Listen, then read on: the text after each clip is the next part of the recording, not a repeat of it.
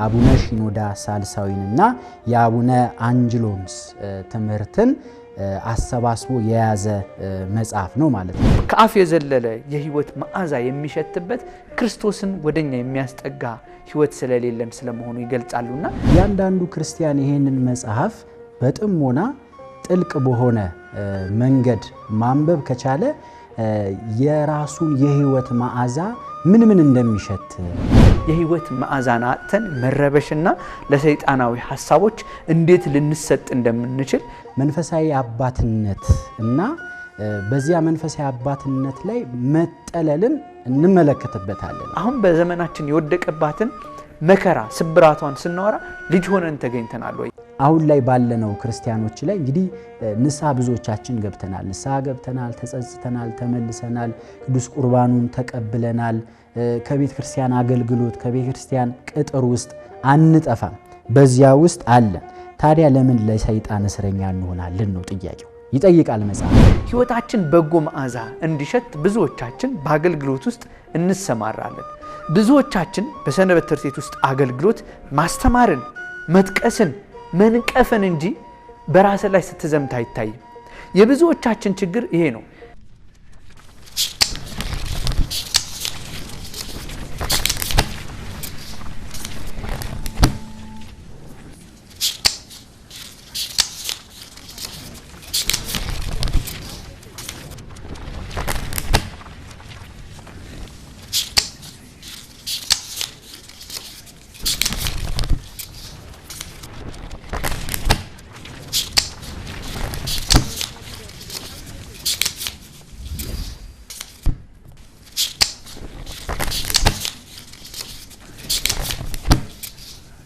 ሰላም ጤና ይስጥልኝ ክቡራን ተመልካቾቻችን፣ እንደምን ቆይታችኋል? የአውደ መጽሐፍት ዝግጅታችን ጀምሯል።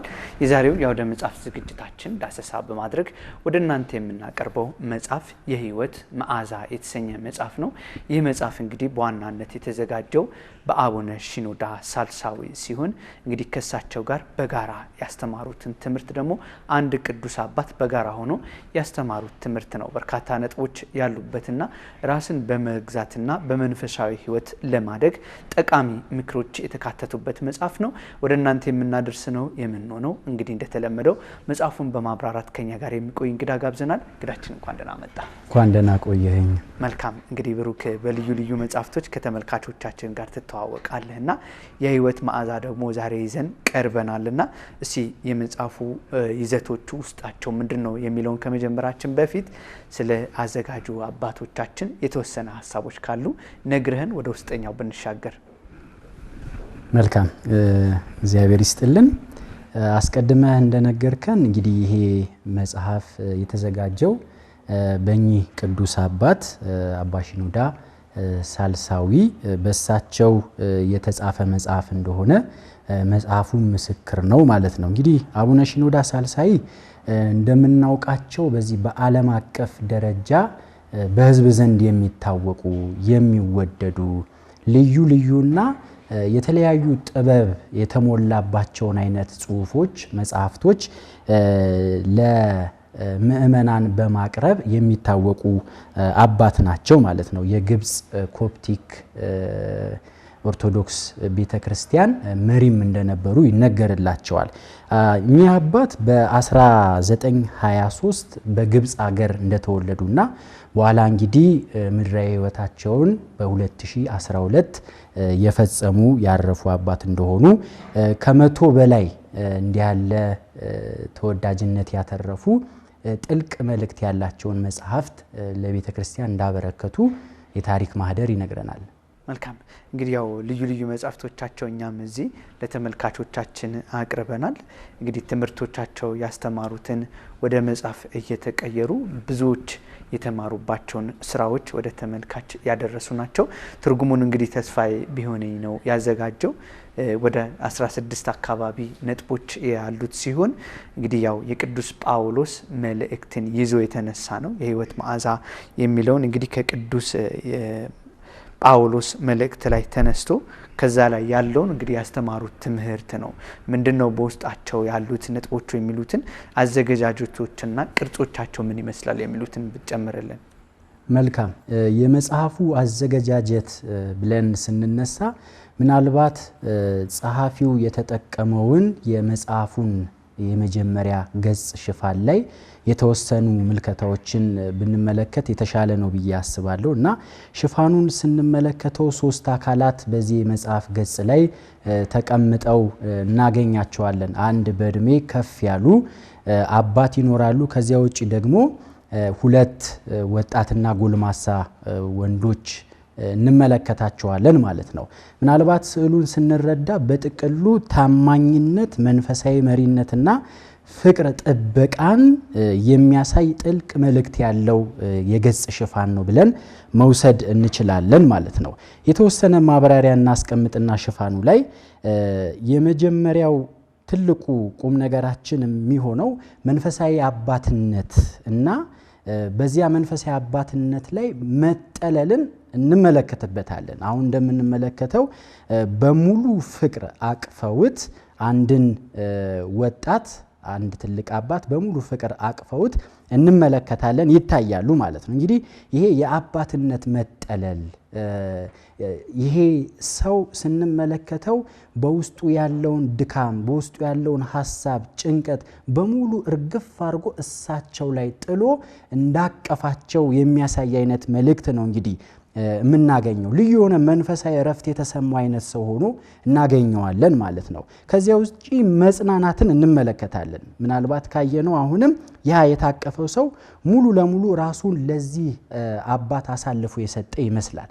ስለዚህ በዚህ አባት እቅፍ ውስጥ ልዩ የሆነ መጽናናትን እንዳገኘ ከስዕሉ ሽፋን መረዳት እንችላለን ማለት ነው። ሌላው ታማኝነትና ተከታይነትን እንረዳበታለን። እውነት ለመናገር ይሄ ማለት መንፈሳዊ መሪን መከተል ምን ማለት እንደሆነና እንዴት መከተል እንዳለብንም እናያለን ማለት ነው። በታችኛው ግርጌ ላይ አንድ ጎልመስ ያለ ሰው ቁጭ ብሎ ተንበርክኮ ከፍ ብሎ ግን እኛን ትልቅ አባት ሲመለከታቸው የምናይበት ገጽ አለን ማለት ነው። እንግዲህ ይሄ ለእኚህ ትልቅ አባት ያለውን አክብሮት እንግዲህ ማወቅና መረዳት እንችላለን ማለት ነው። ታማኝ ደቀ መዝሙርነት፣ ትህትናን፣ ከአባቶች ጥበብን እኚህን ነገሮች ሁሉ ማግኘት እንደምንችል በተወሰነ መልኩ ስዕሉ ያስረዳናል ማለት ነው። የመጨረሻው የትህትና ሕይወት በሚገባ ተገልጦ እናይበታለን ብዬ አምናለሁ። ይሄ ማለት መንበርከኩ ለፈጣሪና ለመንፈሳዊ መሪዎች እግዚአብሔር አምላክ ለመረጣቸው ላከበራቸው በእድሜም በእውቀትም ከፍ ላሉ ሰዎች መሰጠት ያለውን ትህትና አክብሮት ገልጦ ያሳየናል ማለት ነው። እና የመጽሐፉ ርዕስ ካየነው የሕይወት መዓዛ ይላል እና ይሄ የሕይወት መዓዛ የምትለዋ የመጽሐፉ ርዕስ አሁን ካየነው የገጽ ሽፋን ላይ ከምንመለከተው ስዕል ጋር ምን ቁርኝነት አለው፣ በምን አግባብ ተቀመጠ የሚለውንም እንግዲህ አርቲስቲክ የሆነውን ደግሞ መንገድ ማየት ያስፈልጋል። እና በምንረዳው መጠን የመጽሐፉ ርዕስና የገጹ ሽፋን የሚያገናኛቸው ምንድነው ካልን እንዲህ ባለ ቃል ማስቀመጥ እንችላለን። ፍቅርና አንድነት ርዕሱንና ስዕሉን አገናኝቶታል ብለን መናገር እንችላለን። እውነተኛ የክርስትና ሕይወት መዓዛው የሚገለጠው የሚታየው እንዲህ ባለ አይነት መዋደድ፣ እንዲህ ባለ አይነት መታዘዝ፣ ለአባቶች በሚሰጥ አክብሮት ይገለጣል ብለን መናገር እንችላለን ማለት ነው። መልካም። እናንተም ተመልካቾቻችን እነዚህ የተነሱት ሐሳቦች በሕይወታችን ውስጥ የሚበሩ በጎ መዓዛ ሆነው ደግሞ ወደ እግዚአብሔር የሚያደርሱን መንፈሳዊ ነጥቦች ምንድናቸው? አባቶቻችን ያስተማሩትና የኖሩትን ሕይወት ወደ መጽሐፍ ተገልብጦ ወደኛ የደረሰ ጠቃሚ መልእክትና ትምህርት ነው። ከኛ ጋር ቆዩ፣ ብዙ ታተርፋላችሁ። መልካም። እንግዲህ እንዳነሳው ነው እዚህ ቅዱስ ጳውሎስ ቅድም እንደጠቀስኩት እንደተናገረው እዚህ ላይ የጠቀሰው የሕይወት መዓዛ በእኛ የሚገልጥ እግዚአብሔር ይመስገን ብሎ በአንደኛ ቆሮንቶስ ምዕራፍ 2 ከቁጥር 14 እስከ 17 ያለውን የመጽሐፍ ቅዱስ ሐሳብ ነው ያነሱትና ምናልባት በዚህ መጽሐፍ ላይ ይሄ ሐሳቦች ምንድናቸው፣ እንዴት ተቀናበሩ የሚለውን ሐሳብ ሲነሳ የአባቶቻችን ትምህርት ከቅዱሳን ሕይወት ጋር እንዳስረጂ በማቅረብ በይበልጥም ደግሞ ሌሎች መጻሕፍቶች በእንደነዚህ አይነት ሁኔታ የተዘጋጁ መጻሕፍቶች እንድናነብና ሕይወታችን እንዴት ነው ወደ መንፈሳዊ መንገድ የምንመራውና መንፈሳዊነትን እንዴት ነው የምንረዳው፣ መንፈሳዊ ደግሞ እንዳንሆን ጋሬጣ የሚሆኑብን ጉዳዮች ምንድናቸው? በእየለቱ በመናከናውናቸው የህይወት መስተጋብሮች ውስጥ ሊገጥሙን የሚችሉ በእኛ ጥንቃቄ ማጣትም ሊሆን ይችላል ወይም ደግሞ ካለ መከተል የተነሳ ጽሞና ማጣት የህይወት ማዕዛን አጥተን መረበሽና ለሰይጣናዊ ሐሳቦች እንዴት ልንሰጥ እንደምንችል እንግዲህ በዚህ በመሃል የአባቶችን ታሪክ እያነሱ የቅዱሳን የመነኮሳትን ታሪክ እያነሱ ያብራራሉና በዚሁ አያይዤ ምልን ነው እንግዲህ 16 ነጥቦች አሉ። እያንዳንዱን አናብራራም። እነሱ ደግሞ እየገቡ መጽሐፉን በመግዛት ማንበብ ይችላሉ። በማህበረ ቅዱሳን ሱቆች የሚገኝ ነው። የማህበረ ቅዱሳን ህትመት ክፍል ያዘጋጀው ስለሆነ በየማህበረ ቅዱሳን ሱቆች በዚህ አጋጣሚ ሊያገኙት ከሚችሏቸው መጽሐፍቶች መካከል አንዱ ነው። እስቲ የይዘት ትንተናዎቹ ላይ ምን ሐሳቦች አሉ የሚሉትን ብትነግረን። እውነት ለመናገር ይሄ መጽሐፍ ይዘቱን ስንመለከተው በተወሰኑ ገጾች የተዘጋጀ ትንሽ መጽሐፍ ብለን ከትንሽ መጽሐፍት ወገን ምን መድበው አይነት ቢሆንም እውነት ለመናገር እያንዳንዱ ክርስቲያን ይሄንን መጽሐፍ በጥሞና ጥልቅ በሆነ መንገድ ማንበብ ከቻለ የራሱን የህይወት መዓዛ ምን እንደሚሸት እንደው የጽድቅን መንገድ የሚሸት ነው ወይስ ደግሞ የሱ ተቃራኒ በሆነ መንገድ ነው የሚለውን በልዩነት እንደመስታወት አንጸባርቆ ፊት ለፊት የሚገልጥ አይነት ልዩ መልእክቶች የተላለፉበት መጽሐፍ ነውና ዋና ጭብጦችን ይዘቱ ላይ ለማንሳት ያክል 3 ትልልቅ ርዕሰ ጉዳዮችን እናነሳለን። የመጀመሪያው ምንድነው? የእውነተኛ ክርስቲያን ማንነት በዚህ የመጽሐፍ ዝግጅት ላይ ይዘት ላይ ተጠቅሶ እናገኘዋለን ማለት ነው። እንግዲህ አንድ ክርስቲያን በኑሮው፣ በንግግሩ፣ ባለባበሱ፣ ባካሄዱ፣ በጸባዩ ለሌሎች ሰዎች እንዴት የህይወት መዓዛ ወይም መልካም ምሳሌ መሆን እንዴት እንደሚችል በግልጥ ያስቀመጠበት አግባብ አለ። ካስታወስን ቅዱስ ጴጥሮስ በዚያ እሳት በሚንቁምቁት ሰዎች መካከል ክርስቶስን በካደበት ሰዓት ላይ እነዛ ሰዎች ስለዛ ቅዱስ ጴጥሮስ ሲናገሩ ምን ነበር ያሉት?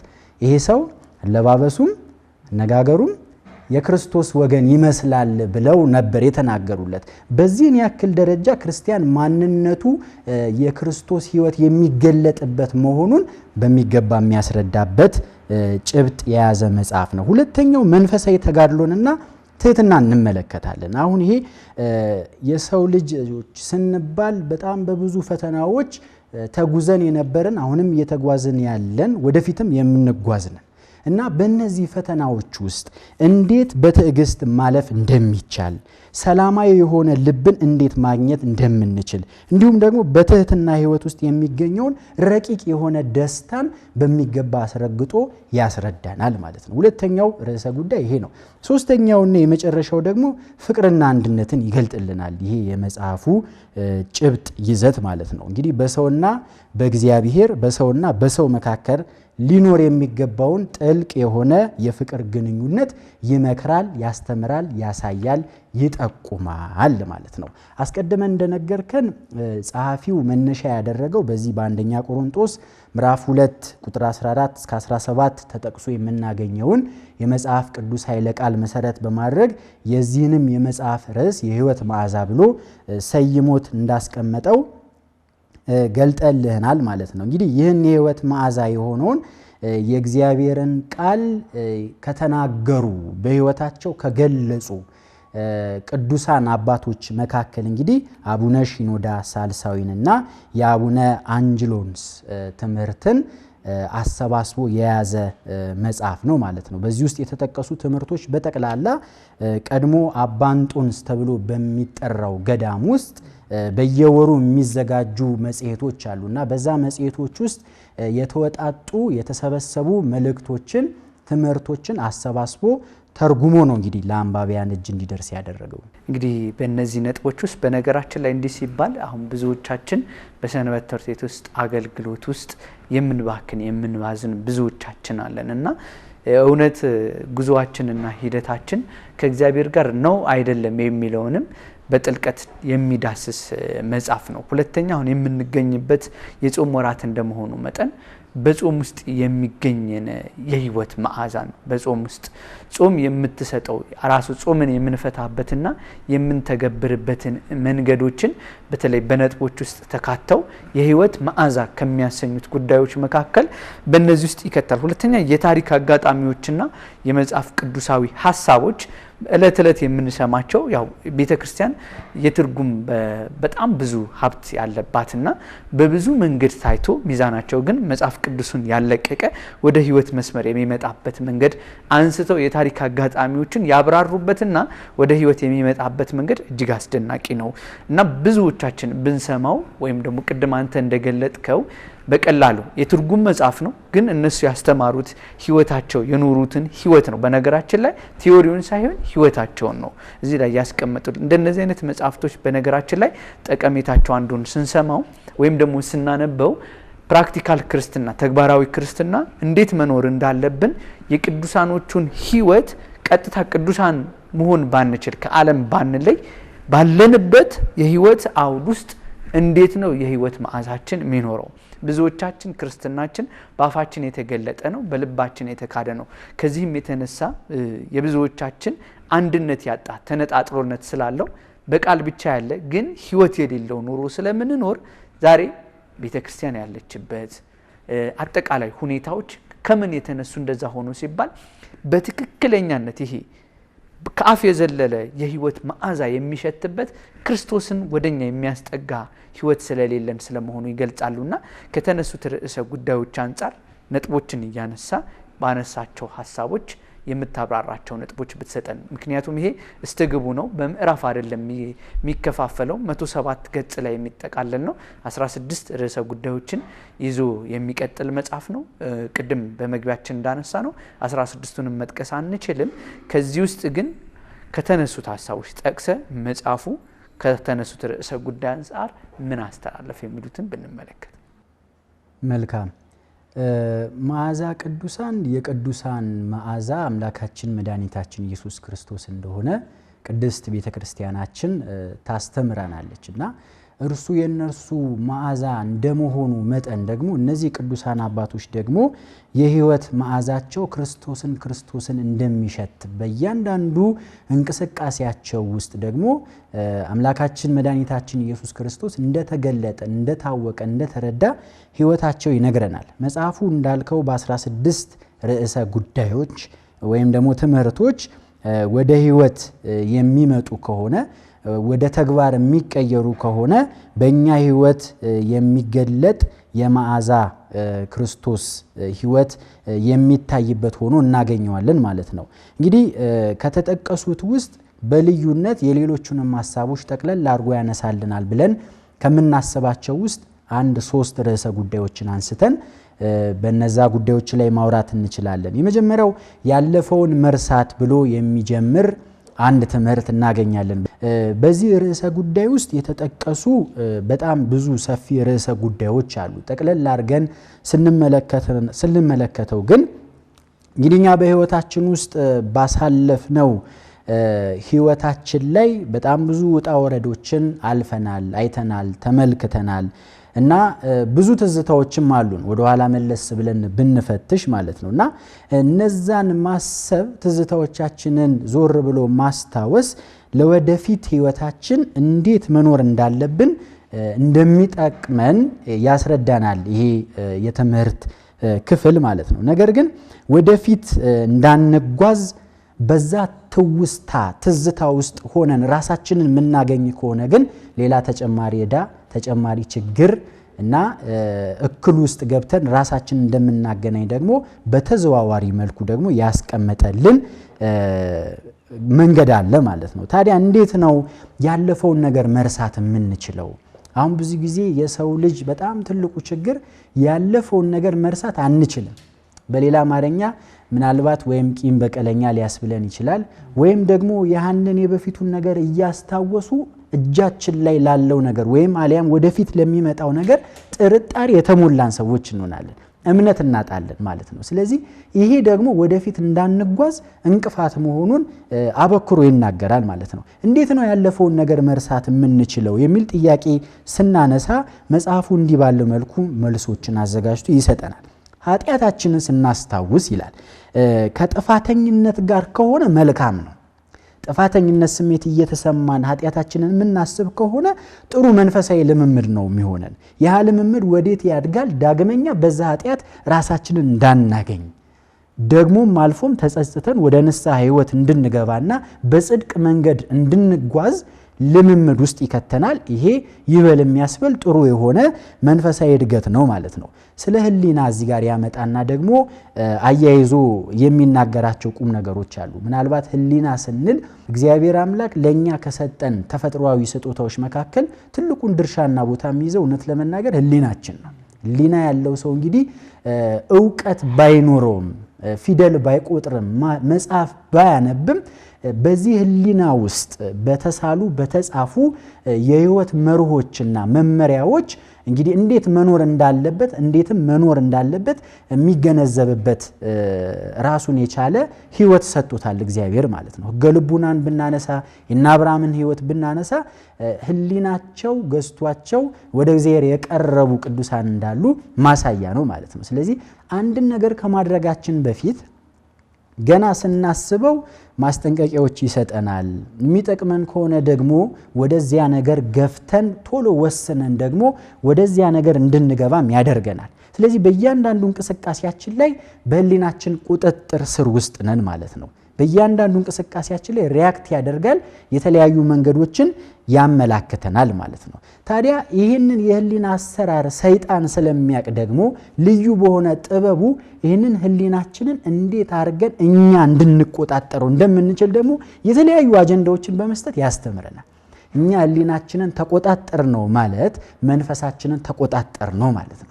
መንፈሱን የሚቆጣጠር ሰው ደግሞ በስሜቱ የሚመራ ሰው ነው ማለት ነው። ስለዚህ መንፈስ በቁጥጥር ስር ከዋለች ለጽድቅ ነገር መራመድ ወደዚያ ህይወት ውስጥ መግባት አትችልም ማለት ነው። ሁሌም በኃጢአት ውስጥ ተወስና ነው የምትኖረው። ሰይጣን ያንንም ስለሚፈልግ ማለት ነው። ስለዚህ ይህንን የጥፋተኝነት ስሜት ሲሰማን እንዴት ነው ታዲያ መሄድ የምንችለው? ምንስ ብናደርግ ነው ከዚያ ተጽዕኖ ውስጥ መውጣት የምንችለው? በዚያ ተጽዕኖ ውስጥ ከገባን ሌላ ውድቀት ይዘን እንደምንመጣ ያስተምረናል መጽሐፉ። ከዛ በኋላ ይህ አይነት ስሜት ሲሰማ እስቲ እግዚአብሔርን አስበው ብሎ ይጠይቀናል። እስቲ እግዚአብሔርን አስብ። እግዚአብሔርን ማሰብ አሁንም እርሱ ይወደኛል። እውነት ነው ወድቄያለሁ፣ ከሕጉ ወጥቻለሁ፣ ግን ይወደኛል፣ አይተወኝም፣ በወድቅም ያነሳኛል። እሱ እንደ ሰው አይደለም፣ አይሰለቸኝም። እንዲህ ያለውን አይነት አስተሳሰብ በውስጣችን ስንኖር የገባንበት ኃጢአት ያሳለፍነው ኃጢአት በዛ ትውስታ ውስጥ ሆነን እንዳንኖር ያደርገናል ማለት። ስለዚህ እግዚአብሔርን ማሰብ እንደ አንድ ምክንያት ወይም ደግሞ መፍትሄ ተጠቅሟል ማለት ነው። ሰይጣን ግን የሚፈልገው ያለፈውን አስጠብቀን እንድንጓዝ ይፈልጋል። ንስሐ ገብተንም ተመልሰንም በዛ ኃጢአት እንድንወድቅ ተጽዕኖ ያደርስብናል ማለት ነው። አሁን ላይ ባለነው ክርስቲያኖች ላይ እንግዲህ ንስሐ ብዙዎቻችን ገብተናል። ንስሐ ገብተናል፣ ተጸጽተናል፣ ተመልሰናል፣ ቅዱስ ቁርባኑን ተቀብለናል። ከቤተ ክርስቲያን አገልግሎት ከቤተ ክርስቲያን ቅጥር ውስጥ አንጠፋም፣ በዚያ ውስጥ አለን። ታዲያ ለምን ለሰይጣን እስረኛ እንሆናለን ነው ጥያቄው። ይጠይቃል መጽሐፉ። እንዲህ ባለ ህይወት ውስጥ እየኖርክ ታዲያ ለምንድን ነው በእርሱ እስረኛ የምትሆነው? ያለፈውን መርሳት ያቃተ ለምንድን ነው እያለ ይጠይቃል ማለት ነው። እንዴ እግዚአብሔር አምላክ እኮ በመጽሐፍ ቅዱስ በሕገ ወንጌሉ ላይ አዲስ ልብ እሰጥሃለሁ ብሎ እንኳን ነግሮሃል እኮ። ምናልባት ያለፈውን መርሳት ያልቻልከው ያለፈ ያረጀ ልብ ስላለኝ ነው ብለህ የምታስብ ከሆነ ያንን ልብን እርግፍ አድርገህ ለመጣል ዝግጁ ሁን እንጂ አዲስ ልብ እሰጣችኋለሁ እያለ እየተናገረ ነው በመጽሐፍ እግዚአብሔር አምላክ እያለ ይናገራል ማለት ነው። ያንን አምነን ድክመቶቻችንን አስወግደን አዲስ ህይወት ለመቀበል ዝግጆች ከሆንን እግዚአብሔር ያንን አዲስ ህይወት እንደሚሰጠን ግልጽ የሆነ ጉዳይ ነው ማለት ነው። ያለፈውን ሳንረሳ ወደፊት መጓዝ በዚያ መንገድ ከሆነ እንችላለን፣ ካልሆነ ግን ከባድ ነው ማለት ነው። አንችልም። ያለፈውን ሳንረሳ ወደፊት መጓዝ ከባድ ነው። በማቴዎስ ወንጌል ምዕራፍ 9 ቁጥር 17 ላይ የተቀመጠ አንድ ምሳሌ አለ። በአሮጌ አቁማዳ የተጣለ አዲስ የወይን ጠጅ እንደፈሰሰ ያውም አቁማዳ ደግሞ እንደፈነዳ በምሳሌ ክርስቶስ ያስተማረበት አግባብ አለ ማለት ነው። ስለዚህ ይሄ ቀጥታ ወደዚህ ጽንሰ ሐሳብ ስናመጣው ያለፈውን ሳንረሳ አዲስ ህይወት ይኑረን ማለት እንደማንችል ማለት ነው። ብንሞክር እንኳን ራሱ ለውጥ እንደማናመጣ እንደውም ሌላ ተጨማሪ የሆነ አደጋዎችን ወደ ህይወታችን እንደምንስብ ያስቀምጥልናል ማለት ነው። ስለዚህ በእውቀት መታደስ በክርስቶስ ሁሉን ማድረግ እንደምንችል ማመን ይጠበቅብናል። እንዲያ ካደረግን ከዛ ህይወት ወጥተን ወደፊት የምንጓዝበትን አቅም ፈጥረን ወደ እግዚአብሔር እንቀርባለን ማለት ነው። ክቡራን ተመልካቾቻችን እየተከታተላችሁት የምትገኙት የአውደ መጽሐፍት ዝግጅታችን ነው። የህይወት መዓዛ በአቡነ ሺኖዳ ሳልሳዊ የተዘጋጀው መጽሐፍ ነው ወደ እናንተ እየደረሰ የሚገኘው። በህይወታችን በክርስትናችን መዓዛችን በጎ ሆኖ ለክርስቶስ እንደሚገባ ማቅረብ የምንችለው ምን ነጥቦች ስናሟላ ነው የሚሉትን ከኖሩበት ህይወት ውስጥ የተቀዳ ህይወት ወደ መጽሐፍ የተገለበጠውን ወደ እናንተ እያደረስን ነው የምንገኘው። አሁንም ከኛ ጋር ሆኑ፣ ብዙ ነጥቦችን ታገኛላችሁ። በእነዚህ ሐሳቦች ላይ እንግዲህ አንተ ቅድም እንዳነሳቸው ያው ነጥቦቹ ብዙ ናቸው። ሐሳቦቹ አንተ እንዳነሳቸው ሆኖ በነገራችን ላይ መጽሐፉ ብዙ የመጽሐፍ ቅዱስ ታሪኮችንና ዋቢ አድርጎ የሚያነሳቸው አባቶችም ሐዋርያቶችም አሉ። ከነዚህ መካከል ቅዱስ ጳውሎስን ይጠቅሰዋል መጽሐፉ። ክርስቶስ ካገኘ በኋላ ከስተቱ ከተመለሰ በኋላ ወደ ግራም ወደ ቀኝም ሳይል በቀጥታ ወደፊት ነው ሄደው። በምን? ክርስቶስ ባስተማረው። የሁላችንም ህይወት ታዲያ ለምንድነው እንቅፋት የሚገጥመው ብለን ስናስብ እግዚአብሔር ከነገረን ወደ ማዳኑ ከመጠጋት ይልቅ ወደ ራስ ሐሳብና ወደ ራስ ማስተዋል በመጠጋት ወደ ኋላ የሚጎትተን ነገሮች ሲመጡ ዲያብሎስ ይጫወትብን ዘንድ ሆነ። ጆሮዎቻችንም ልቦናችንም ለእግዚአብሔር ባለመስጠታችን እንዲሁ እየባከንን እንድንቀጥል ሆኗል ይላልና ከነዚህ መካከል አንዱ ከጠቀሰው ሁልጊዜ የሚጠቀሰው ሲካር ላይ ያለችዋ የሳምራዊቷ ሴት ጉዳይ ያነሳል። ውሃ የጠየቀችበት ውሃ የሚጠይቃት ማን እንደሆነ የሚለውን በብዙ ይብራራል። በመጀመሪያ ይችን ሴት ክርስቶስ የህይወት ውሃን እኔ ካንቺ ጋር የማወራው ማን እንደሆንኩ ብታውቂ ኖሮ የህይወትን ውሃ በጠየቅሽ ነበረ። ምክንያቱም ይሄ ውሃ እንግዲህ ካልሞላ በጉድጓድ ውስጥ ያለው ውሃ እሷ የወደፊት ችግሮቿን ወይም ደግሞ ከኋላ የተከተሉት ችግሮቿ እንደ ሰው መቅዳት አልቻለችም ነበር። እንዴት ብላ ጠየቀች? የብዙዎቻችን ችግር እግዚአብሔርን እንዴት እንወቀው ብለን እንመጣለን። በህይወታችን ውስጥ ጎዶሎዎቻችን ሁሉ የሚሞላው ቃሉን እንሰማለን። የምንቀዳው ቃሉ ግን በህይወታችን ውስጥ የሚያራግፍልን ካልሆነ ከዚች ሴት የምንማረው ብዙ ነገር አለ። ገብቷል? አሁን እሷ ክርስቶስን ሰማች፣ ነገራት፣ ስለ ባክግራውንዷ ነገራት። ከዛስ እሷ አመነች፣ አገልግሎቷን ቀጠለች። የነገረኝን ያደረገልኝን ሁሉ እዩ ብላ ጠራች። ከዛ እነሱም የህይወትን ቃል ሰምተው እስከ ፍጻሜው እንዲመጡ አደረጋቸው ይልና ከዚህ ጋር በተገናኘ ምን ማንሳት ፈልጌ ነው የማርታና የማርያምን ታሪክ ያነሳል። የአልዓዛር እህቶች ተብለው የተገለጡት በዚህ መጽሐፍ ውስጥ ህይወታችን በጎ መዓዛ እንዲሸት ብዙዎቻችን በአገልግሎት ውስጥ እንሰማራለን። ብዙዎቻችን በሰንበት ትምህርት ቤት ውስጥ አገልግሎት ማስተማርን፣ መጥቀስን፣ መንቀፍን እንጂ በራስ ላይ ስትዘምት አይታይም።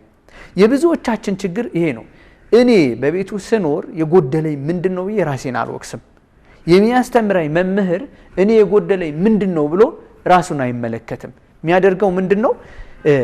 ዝም ብሎ በማስተማር ውስጥ ህግን በመጥቀስ ውስጥ ታሪኮችን በማውራት ውስጥ ምናልባት የኔ ህይወት ይለወጣል ብሎ አስቦ በመንገድ ውስጥ ያልፋል። እና የማርታንና የማርያምን ታሪክ እዚህ ጋር በጣም ደጋግሞ በሰፊው አብራርቶ ይጠቅሰዋል። ክርስቶስ በእንግድነት ወደ ቤታቸው ሲመጣ ማርያም እግሩ ስር ነው ቀጥታ የመጣቸው። እሷስ እንግዳ መጣ ብላ የሚበላውን ታዘጋጃለች። ቀናይነቷ እንግዳ መቀበሏ አልተነቀፈባትም። ግን የመረጠችው ነገር ግን የሚበልጠውን አይደለም። ማርያም የማይቀማትን በጎ ዕድል መረጠች ይባላል። ብዙ ጊዜ በገናን መታ ይሆናል፣ ከበሮን መታ ይሆናል፣ ማይክ ይዘን እንዘምር ይሆናል። በዛ ባደረግነው ህይወት ውስጥ የቀጠለ ማንነት አለን ወይ? ክርስቶስን የማያስጥል በክርስቶስ መዓዛ ውስጥ ሊያስከትለን የሚችል አገልግሎት ቀርተናል ወይ? ያ ስላልሆነ የህይወት መዓዛችን ይባክናል። ረጅም ጊዜ እናገለግላለን ግን ስቲል ክርስቲያኖች ተብለን የምንመላለስ እንጂ በክርስትና ህይወት ውስጥ የምንገለጥ ወይም የሚገለጥ ማንነት የለንም። ይሄም በመሆኑ ለብዙዎች መሰናከል ሆኗል። ይሄም በመሆኑ ይልና ታላቋ ቤተክርስቲያን ጩኸቶች እንዲበረቱባት የነቁ የበቁ ጥቂቶች በነበሩበት ዘመን ብዙዎቹን አሸነፉ። ሰይፍንም የክደት ትምህርትንም ነው አባቶቻችን ያሸነፉት። ምን ስለሆኑ? ትክክለኛ አማኝ ስለሆኑ፣ የሚጾሙ ተሐራሚ ስለሆኑ፣ በእውቀት የሚመላለሱ፣ ክርስቶስ ካሰመረላቸው መንገድ የማይወጡ፣ ሐሳቦቻቸው የማይገዛቸው፣ ስጋዊ ፈቃዶቻቸው የማይመልሳቸው ስለመሆኑን የአባቶቻችን ታሪክ ያነሳል። በዚህ ውስጥ ጾማቸው እንዴት ነበረ? ትህትናቸው እንዴት ነበረ? ብዙዎቻችን ቅድም አንተ እንደጠቀስከው ያለፈው በደላችን የሚያስታውሰንን ቃሉ ሲመጣ ቅዱስ ጴጥሮስ ክዶ ነበረ ፍራቻ። ዶሮዋ በጮኸች ጊዜ ግን በደሉ አስቀድሞ የተናገረው ባስታወሰ ጊዜ ንስሐ ገባ። ከዛ በኋላ እስከ ፍጻሜው ድረስ ፍጻሜው ያማረ የተጸጸተ። እኛ ግን ሁሉ ጊዜ ንስሐ እንገባለን፣ ለምደነዋል። ቤቱ እንደቀላል አደረግነው። ለአንዳንዶቻችንማ ጭራሽ አባታችን ከፍቶ የሰጠን ሱቅ እስኪመስለን ድረስ ቤተክርስቲያን እንደፈለግን የምንጫወትበት ሆኗል። ሌሎቹ አሁን በዘመናችን የወደቀባትን መከራ ስብራቷን ስናወራ ልጅ ሆነን ተገኝተናል ወይ የሚለውን ነገር እየጠቀሰ ያመጣልና እስቲ ሌሎቹን ሐሳቦች አንሳልንና ከተያዙት ሐሳቦች አንፃር መጽሐፉ ምን ተብሎ ማጠቃለል ይቻላል የሚለውን ነግረህን ብናጠቃል።